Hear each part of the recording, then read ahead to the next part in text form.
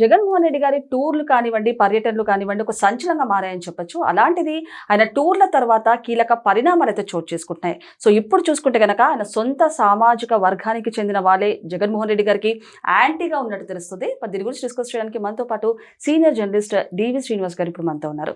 నమస్తే సార్. నమస్తే సార్. మరి జగన్మోహన్ రెడ్డి గారు టూర్లు చూసుకుంటే ఆయన ఎక్కడ అడుగు పెట్టినా ప్రకంపనలు అయితే సృష్టిస్తున్నారని చెప్పొచ్చు. అలాంటిది ఆయన టూర్ల తర్వాత కీలక పరిణామాలు చోటు చేసుకుంటున్నాయి. అంటే సొంత సామాజిక వర్గానికి చెందిన వాళ్ళే జగన్మోహన్ రెడ్డి గారికి యాంటీగా వ్యతిరేకంగా ఉన్నట్టు తెలుస్తుంది. ఏమంటారు సార్?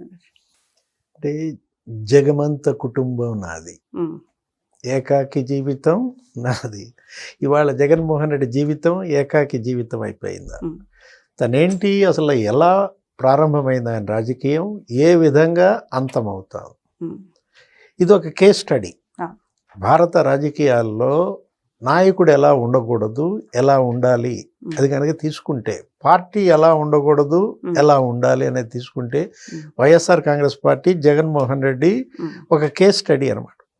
చివరికి సొంత సామాజిక వర్గం వాళ్ళ మద్దతు కూడా అతను తీసుకోలేకపోయాడంటే గతంలో మనం చూసాం. ఇదే జగన్ మరి అప్పట్లో కడప పార్లమెంట్కి దేశంలోనే అత్యధిక మెజార్టీతో గెలిచాడు. దగ్గర 4-5 లక్షల ఓట్ల మెజార్టీతో గెలిచిన జగన్ అంటే ఇలా అతని చాప్టరు పొలిటికల్గా ముగుస్తుందనేది విశ్లేషకులు కాదు, అసలు ఎవరు ఊహించినటువంటి అంశం అనమాట. ఇప్పుడు జైలు తప్పదన్న వార్తలు, ఆ సిట్ తీసుకున్నట్లయితే ఇప్పుడు మద్యం కుంభకోణంలో గిల్ల కొట్టుకుంటున్నాడు. ఎలా దాంట్లో నుంచి బయటికి రావాలా తెలియని పరిస్థితుల్లో మనం చూసాం. ఏది 5 రోజులు యలహంకలో ఉంటాడు, 2 రోజులు తాడేపల్లిలో దాక్కుంటాడు, జనంలో దాక్కోవాలని చూస్తాడు, పర్యటన అంటాడు, పరామర్శ అంటాడు, ప్రెస్ మీట్ అంటాడు. నిన్న భార్యను తీసుకుని గవర్నర్ దగ్గరికి వెళ్ళాడు. ఎందుకు వెళ్ళాడో చెప్పాడు. గవర్నర్ ఆరోగ్యం పరిస్థితిపై ఆరా తీయడానికి వెళ్ళానంటాడు.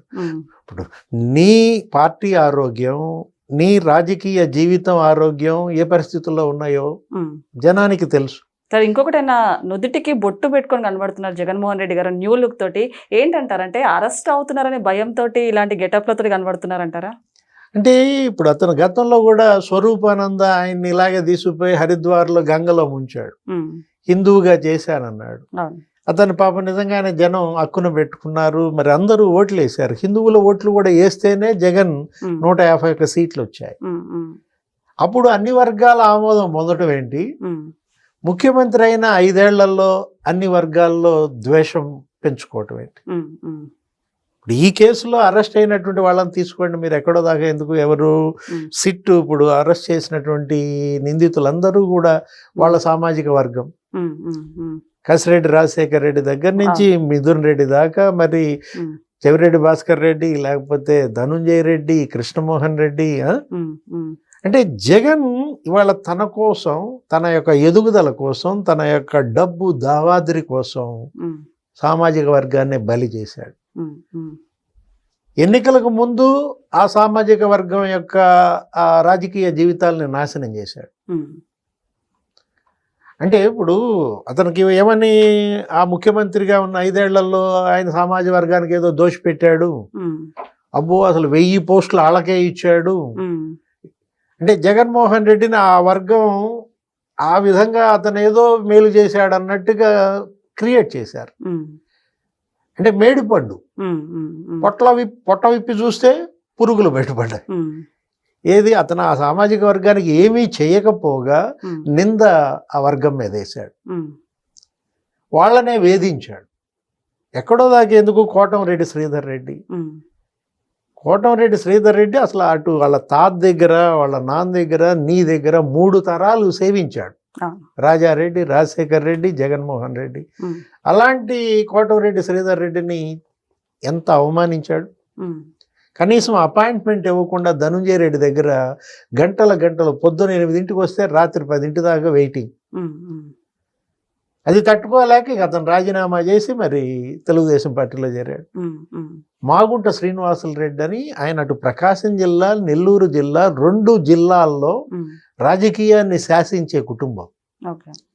ఇప్పుడు మాగుంట సుబ్బిరామరెడ్డి, లేకపోతే వాళ్ళ వదిన పార్వతమ్మ, శ్రీనివాసులు రెడ్డి, కనీసం అతను ఏంటి ఆయన బ్రాండ్ ఆ లిక్కరు దానికి కూడా ముడుపులు అడిగారు.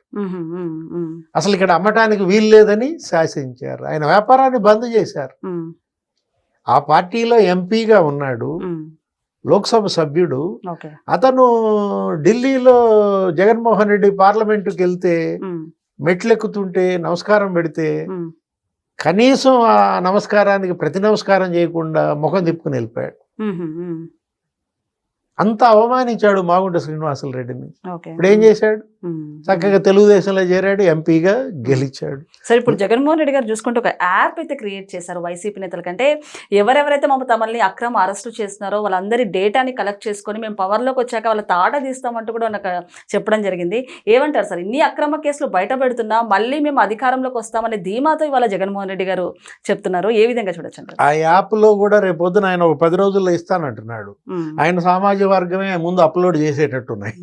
నీ వల్ల మేము ఇంత నాశనం అయ్యాం, ఇన్ని రకాలుగా వ్యాపారాలు కోల్పోయాం, ఇటు రాజకీయ జీవితాలను కోల్పోయాం, ఎక్కడో దాకా ఎందుకు ఆ ప్రశాంతి మేడం, నువ్వు ఆమెకి టీటీడీ బోర్డు మెంబర్ ఇచ్చావు, వేమిరెడ్డి ప్రభాకర్ రెడ్డి నువ్వు రాజ్యసభ సభ్యుడిని చేశావు, ఆ కుటుంబాన్ని ఎన్ని ఇబ్బందులు పెట్టాడు. అసలు నీ పార్టీ నిలబడటానికే వేమిరెడ్డి ప్రభాకర్ రెడ్డి అసలు మొత్తం ఏది ఆ రోజు ఆ జిల్లాల్లో ఖర్చు పెట్టిందే విపిఆర్. ఎన్నికల తరఫున ఇతను మరి ఆర్థికంగా ఏమాత్రం పార్టీని నడపకపోతుంటే వాళ్ళు డబ్బు డంప్ చేసి నీ సభలకి ఖర్చు పెట్టి ఆ నియోజకవర్గాల్లో ఎమ్మెల్యేని గెలిపించి అంత చేసిన కుటుంబాన్ని దారుణంగా అవమానించాడు. ఇప్పుడు ప్రసన్న కుమార్ రెడ్డి ఆ వ్యాఖ్యలు ఏంటి? మురికి వ్యాఖ్యలు. నల్లపురెడ్డి ప్రసన్న కుమార్ రెడ్డి, ప్రశాంతి మేడం. ఇదే ప్రసన్న కుమార్ రెడ్డి అంతకుముందు వాళ్ళిద్దరిని పార్వతీ పరమేశ్వర్లు అన్నాడు. అంటే పార్వతీ పరమేశ్వర్లు అన్న నోటితోనే బోరుబావులు అన్నాడా? పైపెచ్చు ఇంకా వెళ్ళి ప్రసన్న కుమార్ రెడ్డిని సమర్థిస్తాడు. 6 సార్లు ఎమ్మెల్యేగా చేశాడు, వాళ్ళ ఇంటి మీద ధ్వంసం చేశారనో ఏదో అంటాడు.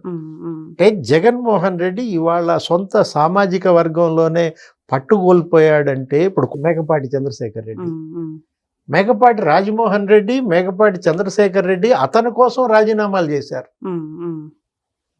వాళ్ళకు ఉన్నటువంటి ఎమ్మెల్యే, ఎంపీ పోస్టులు వదులుకున్నటువంటి ఆ కుటుంబాన్ని, ఆ చంద్రశేఖర్ రెడ్డిని ఎంత అవమానించాడు, ఎంత వేధించాడు. అంటే జగన్ బాధితులు కమ్మ, కాపు, లేకపోతే ఎస్సీ, ఎస్టీ, బీసీ, బ్రాహ్మిన్స్ అదంతా ఒక ఎత్తు.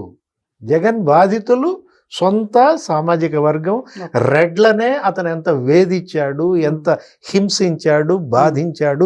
ఇప్పుడు నేను చెప్పింది కొంతమందే. ఇవాళ ప్రతి నియోజకవర్గంలో కూడా జగన్ని నమ్ముకుని ఏ రెడ్డి కుటుంబం బాగుపడిందమ్మా? కాకపోతే ఒక 4-5 రెడ్డి కుటుంబాలు మాత్రం వందల వేల కోట్లు సంపాదించారు. ఎవరు? ఆ వైవి సుబ్బారెడ్డి, వాళ్ళ చిన్నాన్న, లేకపోతే విజయసాయి రెడ్డి, ఇతను నమ్మిన బంటు, సజ్జల రామకృష్ణారెడ్డి సకల శాఖ మంత్రి, లేకపోతే ఈ పెద్దిరెడ్డి రామచంద్రారెడ్డి, ఇట్లా ఒక సెలెక్టెడ్ గా ఒక 5 సామాజిక కుటుంబాలు మాత్రం ఆయన వర్గానికి చెందినటువంటి వాళ్ళు ఎస్టేట్లు వేల కోట్లు కొల్లగొట్టారు. కానీ సామాన్య రెడ్డి కుటుంబాలు మాత్రం చితికిపోయాయి. ఇప్పుడు నిన్న నెల్లూరు పర్యటనలో కూడా ఇప్పుడు పెద్దిరెడ్డి రామచంద్రారెడ్డికి అది తీసుకురావాలని చూశాడు. నా కొడుకుని అరెస్ట్ చేశారు, మిథున్ రెడ్డిని అరెస్ట్ చేశారు, మొత్తం రెడ్లంతా ఏకం కావాలి, ఈ ప్రభుత్వాన్ని దించేయాలి అంటే కనీసపు మద్దతు, సింపతి ఎందుకు రాలేదమ్మా? కారణం ఇదే. ఎందుకంటే పెద్దిరెడ్డి బాధితులు సొంత సామాజిక వర్గీయులే. ఇప్పుడు మిథున్ రెడ్డి అరెస్ట్ అయితే కనీసం రాజంపేట మరి 3 సార్లు ఎంపీగా గెలిచాడే, ఒక్కడు బయటకి ఎందుకు రాలా? రోడ్డు ఎందుకు ఎక్కలా? నిరసన ప్రదర్శనలు ఎందుకు చేయలా? చెవిరెడ్డి భాస్కర్ రెడ్డి అతను అరెస్ట్ అయితే ఎవరు బయటకి ఎందుకని రాలేదంటే కారణం ఇదే అన్నమాట. వీళ్ళు కూర్చున్న చెట్టు కొమ్మనే నరుక్కున్నారు. ఇప్పుడు ఏమైంది? డబామని కింద పడ్డారు. ఓకే సార్, నమస్తే.